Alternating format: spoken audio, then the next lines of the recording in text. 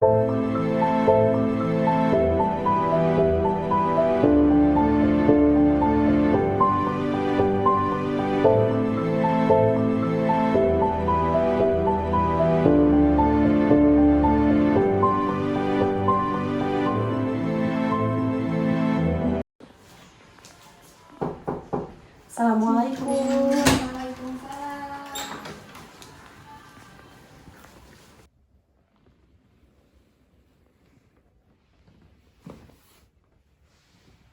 Selamat pagi Ibu dan Teteh. Saya izin konfirmasi sebelumnya apakah benar ini dengan pasien atas nama Hanifah Ramdania dengan penyakit yang diderita lumpuh pada bagian kaki dan masuk pada ruangan Kamelia ini pada tanggal 16 Desember 2023, 2 hari kemarin. Apakah betul? Betul, Sus. Ya. Baik Ibu dan Teteh, sebelumnya saya izin bertanya dulu apakah kondisi Teteh sudah mulai membaik daripada 2 hari sebelumnya? Alhamdulillah Sus, kalau misalkan badan itu udah agak mending ya, kemarin sempet yang sakit banget gitu. Terus kalau kaki emang masih nggak kerasa gitu. Masih belum ada perubahan. Ya, semoga ada perubahan ya. Baik, perkenalkan saya Istiarti ya, dan ini asisten saya. Zazira. Kami merupakan perawat rohani Islam di Rumah Sakit Pelita ini. Baik Ibu dan Teteh, sebelumnya mohon maaf, mengingat waktu subuh telah tiba dan juga tadi sudah ada perawat rohani yang khusus pada bagian toharoh seperti tayamum dan wudhu telah datang dan membantu untuk membimbing tetehnya untuk berwudhu. Dan kami di sini akan membantu untuk membimbing teteh dalam rangka untuk sholat subuh. Sus, emangnya bisa ya kalau dalam keadaan kayak gini sholat? Soalnya kan belum bisa berdiri juga. Aku juga belum bisa berdiri gitu, belum bisa digerakin. Bisa, karena kan Allah juga memberikan kemudahan untuk setiap makhluk yang baik yang sedang sakit ataupun yang sedang sehat. Islam juga sudah memberikan keringanan sebagaimana Allah Subhanahu wa taala juga berfirman di dalam Al-Qur'an surah Al-Baqarah ayat 185.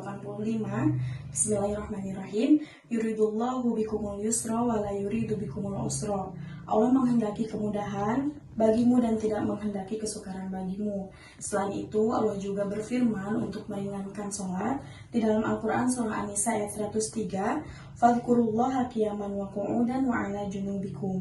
Berzikirlah kepada Allah, mengingat dan menyebutnya, baik secara kamu berdiri, duduk maupun berbaring.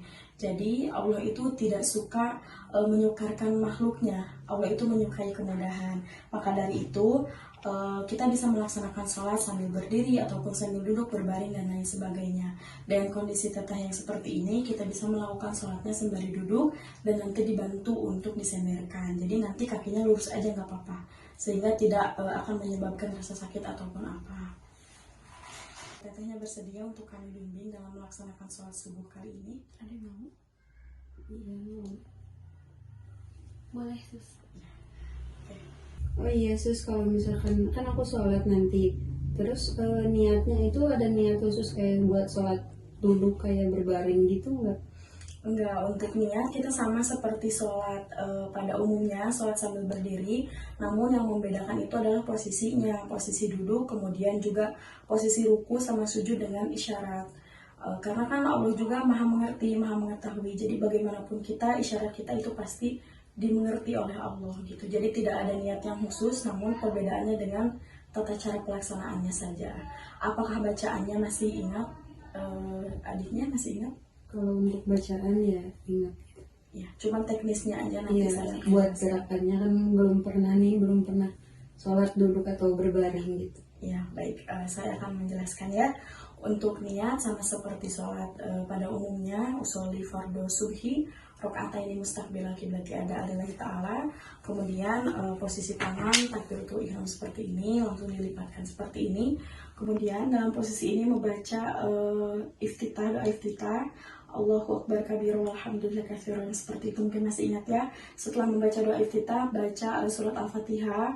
Setelah membaca surat Al-Fatihah, baca surat pendek. Tapi jika tidak memungkinkan untuk membaca surat pendek, itu tidak apa-apa karena hukumnya sunnah.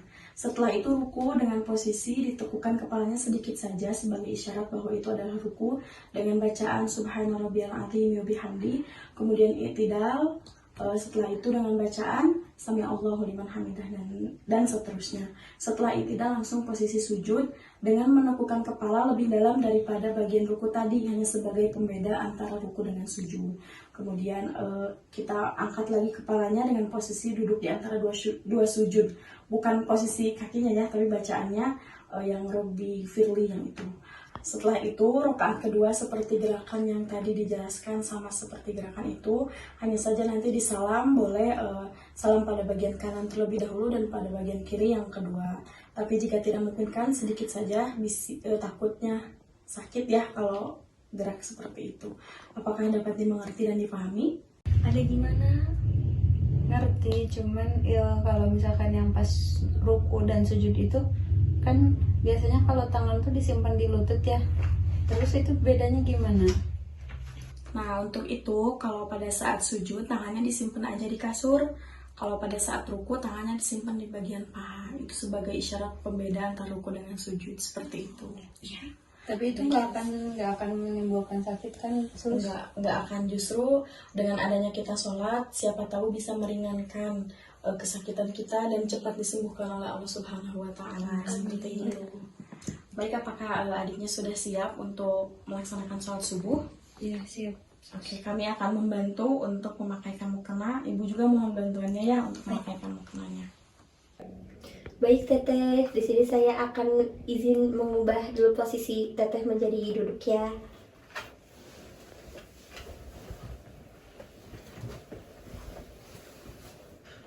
Bener sedikit. Nah, Segini nggak apa-apa. iya nggak apa-apa, segitu aja. Punten ya, ini nggak apa-apa diginiin aja ya, karena ini bajunya juga sudah panjang dan sudah memakai kerudung. Jadi tangannya aja. Iya, lagi aja yang ketutup. Ininya diinin aja.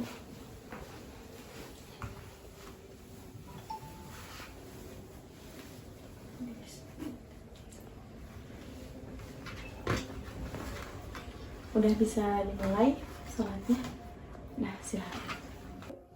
Oh iya, kebetulan rumah sakit ini juga kan khusus Islam ya. Jadi arah kiblatnya juga sudah disesuaikan dengan posisi ranjang. Baik, Teteh bisa dimulai.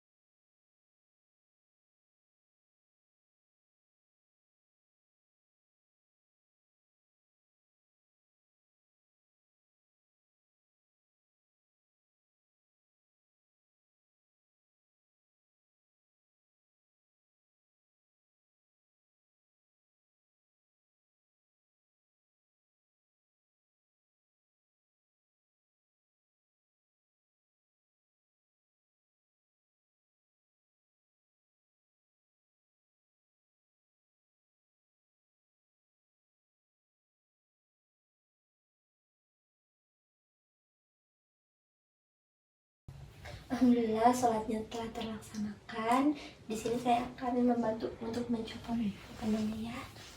Punten.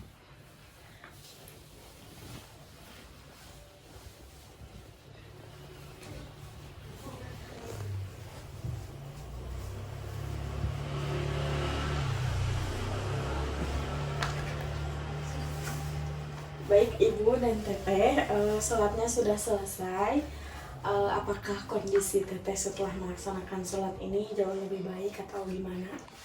Alhamdulillah agak lebih tenang sih udah. Ya, alhamdulillah ya, karena dengan sholat kita juga akan lebih tenang untuk menghadapi segala cobaan yang ada. Baik, terima kasih banyak sebelumnya Ibu dan Teteh sudah bersedia untuk kami bimbing dalam melaksanakan sholat subuh kali ini. Untuk sholat-sholat selanjutnya, saya juga akan datang ke kamar untuk membantu Teteh dalam melaksanakan sholat-sholat yang lain. Semoga cepat sembuh ya Teteh ya. Iya, banyak juga, Ya. Sus. Makasih Semoga banyak, Allah Sus. segera mengangkat penyakit yang dideritanya. Amin. Ya. Terima kasih ya Teteh, Ibu. Saya pamit. Assalamualaikum. Waalaikumsalam. Terima kasih banyak, Sus. Iya, sama-sama. Bentar.